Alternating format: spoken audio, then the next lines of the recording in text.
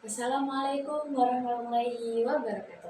Perkenalkan, nama saya Ismatul, biasa dipanggil Isma dari Departemen Teknik Fisika Angkatan 2024 dengan NPT 50092410058. Di sini saya akan menjelaskan tentang beberapa soal yang sudah saya cari untuk tugas fisika listrik dan magnetik. Oke, saya mengambil dari dua bab, yaitu bab medan magnet dan juga bab DDL. Di medan magnet ini saya mencari dua soal. Oke, langsung saja ya. Yang pertama, sebuah kawat bujur sangka dengan sisi 4 cm, di sini sisinya 4 cm sama semua, dialiri arus 3 ampere. Jadi di sini akan dialiri arus sebesar 3 ampere. Seperti pada gambar, bentukan besar dan arah kuat medan magnetik di titik P. Jadi pertanyaannya adalah kita disuruh untuk mencari medan magnet yang ada di titik P. Titik P ini. Gimana caranya? Nah, di titik P ini dia akan terdiri dari beberapa medan segmen. Segmen itu apa? Ya ini medan yang ada di sebelah sini, sini ada 4. 1, 2, 3, dan 4. Nah, jadi lebih gampangnya seperti ini, teman-teman. Nah, seperti ini. Ini namanya adalah segmen. Nah, untuk mencari segmennya ini terlebih dahulu, itu rumusnya dapat dicari dengan medan magnet segmen sama dengan mu0 dikali I per 4 PR dikali sin theta 1 ditambah sin theta 2. Nah, sin theta 1 sama sin theta 2 itu yang mana? Ya yang ini.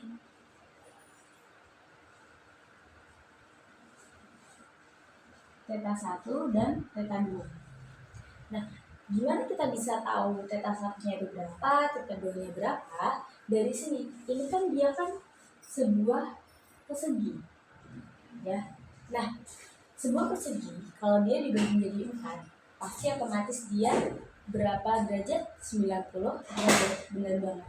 Jadi segini dia akan 90 derajat. Nah, kalau dia dibagi 2, berarti otomatis berapa? 90 bagi 2 adalah 45 derajat. Maka dari sini kita bisa masukin untuk mu0, mu0-nya berapa? Yaitu 4I dikali 10 pangkat mu7 dikali I-nya berapa tadi sudah diketahui, yaitu 3 ampere per 4 dikali Pi dikali N. Hati-hati di sini. R-nya berapa? R-nya bukan 4, teman-teman. R adalah jari-jari. Kalau kalian tahu jari-jari itu dia kan cuma setengahnya. Berarti berapa? Setengahnya R berarti sama dengan sisi dibagi 2. Sama dengan 4 dibagi 2 sama dengan 2. Nah, di sini kita lihat satuannya. Satuannya dia masih sentimeter. Kita ubah ke meter. Sama dengan berapa? 0,02 meter. Baru di sini dimasukkan 0,02 dikali sin theta, yaitu sin 45 derajat ditambah sin 45 derajat. Di sini kita masukin. Di sini ada Pi, kita bisa coret. Jadinya ini juga bisa kita coret ya. Jadinya 3 dikali 10 pangkat 7 per 0,02. Sin 45 adalah setengah akar 2 ditambah setengah akar 2. Ini kan sama dengan akar 2. Jadi 3 kali 10 pangkat 7 per 0,02 dikali akar 2. Ya enggak? Setengah akar 2 ditambah setengah akar 2 sama dengan akar 2. Nah, di sini menghasilkan berapa? Yaitu 2,121 kali 10 pangkat 5 Tesla. Iya, satuannya adalah Tesla. Nah, sekarang kita kembali ke pertanyaan. Yang ditanya adalah medan magnet di titik P. Sedangkan di titik P ini ada berapa segmen? Ada 4. Berarti di sini berarti untuk B total ya sama dengan 4 dikali B segmen.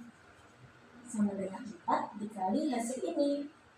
2,121 kali 10 pangkat 5 Tesla sama dengan 8,481 kali 10 pangkat 5 Tesla. Ketemu hasilnya. Oke, paham ya dari sini. Sekarang lanjut ke nomor 2. Soal nomor 2. Sebuah kawat sangat panjang dialiri dengan arus I1 sebanyak 10 miliarus. Titik P berada 5 cm dari kawat berarus tersebut. Pada jarak X, di sini X, dari P terdapat kawat kedua yang sejajar kawat pertama dan dialiri dengan arus I2, yaitu sebesar 25 mA. Tentukan, yang ditanya adalah A. Arah I2 agar medan magnet yang berada di titik P ini sama dengan 0. Dan B adalah X-nya atau jarak antara P dengan kawat yang dialiri dengan arus 2. Oke, sekarang kita kerjakan yang A dulu. Arah I2 agar medan magnet di titik P sama dengan 0. Gimana caranya agar medan magnet yang berada di titik P ini sama dengan 0? Yaitu dengan cara B1 sama dengan B2. Jadi medan magnet yang ada di 1 sama dengan medan magnet yang ada di 2. Otomatis kalau arus pada kawat 1 dia ke bawah, maka kawat kedua yang dialiri oleh arus 2 dia harus ke atas agar medan magnet yang ada di titik P sama dengan 0. Jadi kesimpulannya apa? Kesimpulannya, jika I1 arahnya ke bawah, maka I2 harus ke atas. Karena apa? Karena B1 sama dengan B2. Agar apa? Agar B di titik P dia nilainya adalah 0. Seperti itu ya teman-teman. Nah, sekarang kita mencari yang B. Disuruh untuk mencari X. Nah, di sini kan kita sudah tahu nih B1 sama B0, di mana dia juga agar medan magnet total di P sama dengan 0. Kan berarti B1 sama dengan B2. Rumus dari B atau medan magnet adalah μ0 kali I per 2πr sama dengan μ0 kali I per 2πr. Sekarang berhubung ini B1, maka arus milik 1, jari-jari milik 1 atau jaraknya milik 1, B2 I-nya 2, R-nya 2.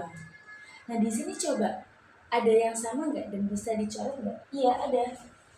μ0 kan nilainya berapa? Sama-sama 4pi dikali 10 pangkat 7. Bisa dicoret kan? Di sini kita coret. Untuk 2pi bisa dicoret nggak? Bisa. Jadi tinggal apa? Tinggal I1 per R1 sama dengan I2 per R2. Nah, sekarang kita masukin I1 per R1 sama dengan I2 per R2. I1, ini berapa nilai I1? Nah, ini belum kita ganti ke ampere.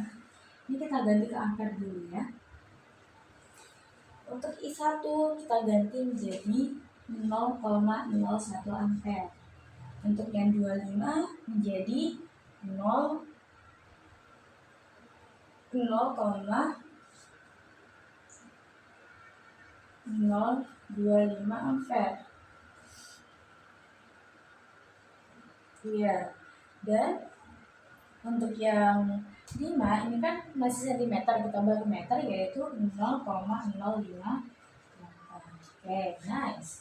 Sekarang kita masukkan I1-nya berapa? Yaitu 0,01 per R1 0,05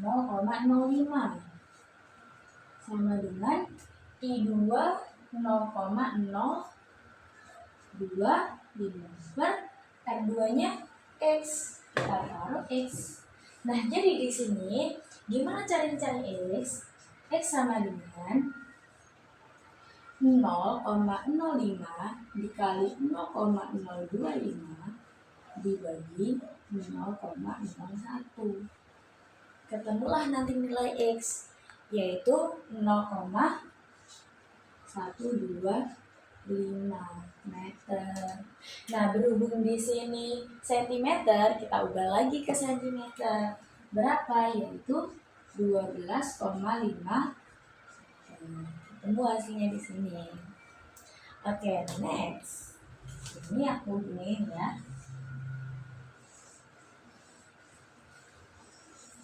Oke. Sekarang kita lanjut ke bab yang di GL. Yang soal nomor 1. Soal nomor 1, sebuah kumparan persegi panjang yang luasnya 3 cm kubik. Ini langsung kita ubah aja ya, biar mudah nanti diubah ke meter, yaitu jadinya 3 dikali 10 pangkat 4 meter kuadrat.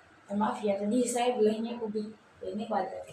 Nah, terus memiliki 300 lilitan tetap yang dialami dengan N ya.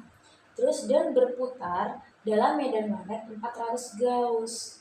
Nah, ini kan kita taunya medan magnet itu satuannya Tesla, benar nggak? Nah, di sini kan masih Gauss. Nah, untuk mengubah ke Tesla, dia itu dikali dengan 10 pangkat min 4 Tesla. Atau dibagi dengan 10.000. Jadi sama dengan 400 dikali 10 pangkat min 4 Tesla. Sama dengan berapa? 0,4 Tesla. Agar kita mudah buat menghitungnya. Oke? Oke. Terus habis itu berapakah frekuensi putarannya? Yang ditanya adalah frekuensi agar dapat membangkitkan BGL maksimum sebesar 110 volt. Oke, sekarang kita tahu kalau rumus dari GGL sendiri itu adalah ini max ya, sama dengan N dikali G kali A dikali G. Nah, di sini kan kita nggak tahu tuh V-nya berapa. Nah, berhubung yang ditanyakan V, ingat nggak rumusnya omega itu sama dengan berapa? Yaitu 2πf. Jadi di sini bisa diubah dengan BA 2πf. Nah, jadi kalau kita mencari F sama dengan max power dengan BA 2π. Nah, sekarang baru deh kita masukin di sini aja ya. F sama dengan, berarti ininya itu 110. Banyak banget ya. N-nya 300. B-nya berapa tadi? 0,4 Tesla dikali A. A-nya 3 dikali 10 pangkat min 4 dikali 2π. Nah, di sini langsung kita hitung, mendapatkan hasil 110 per 0,226 sama dengan 486,30. Jangan lupa satuan dari frekuensi adalah Hertz. Nah, sekarang kita lanjut ke soal nomor 2. Nah, sebuah solenoida yang terdiri dari 500 lilitan, panjangnya 8 cm, langsung kita ubah ke meter, yaitu 0,08 meter. Bila arus dalam solenoida naik dari 0 menjadi 2,5 ampere. Nah, jadi kan di soal bilangnya bila arus dalam solenoida ini naik dari 0 menjadi 2,5 ampere. Jadi dia terjadi perubahan arus dari 0 ke 2,5 ampere. Berapa perubahannya? Ya 2,5 ampere. Nah, kenapa saya langsung nulis perubahan arus atau delta arusnya 2,5 ampere? Karena ini berasal dari 2,5 dikurangi 0 sama dengan 2,5 ampere. Ini asal usulnya. Next. Nah, terus dalam waktu 0,35 sekon.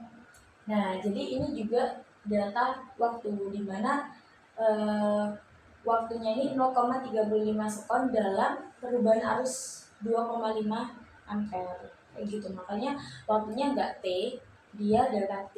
Karena dia juga waktu dalam perubahan arusnya. Makanya dia termasuk delta T. Paham ya dari sini? Nah, terus besarnya GGL yang terinduksi adalah 0,05 volt. Ini GGL-nya. Nah, yang ditanya adalah induksi solenoida dan luas penampang solenoida. Sekarang kita kerjakan dulu yang A. Di sini kalian apa ya? LS. Rumus dari LS. Sekarang kita tahu rumus dari GGL ada LS dikali delta I atau delta arus per delta waktu. Nah, di sini kita akan mencari LS-nya. Berarti LS sama dengan GGL dikali delta waktu per delta arus. Langsung saja dimasukkan sama dengan, untuk GGL-nya 0,05 dikali delta waktunya 0,35 per delta arusnya berapa ini? 2,5. Jadi LS sama dengan jumlah hasil 0,007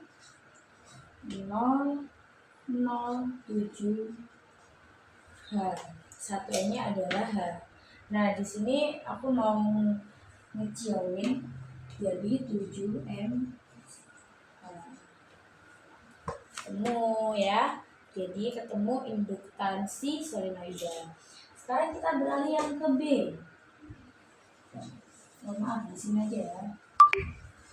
Maaf ya kalau nyampur-nyampur. Oke, yang B, kita tahu rumus dari LS. Ada rumus LS itu mu0 dikali M kuadrat dikali AS per L.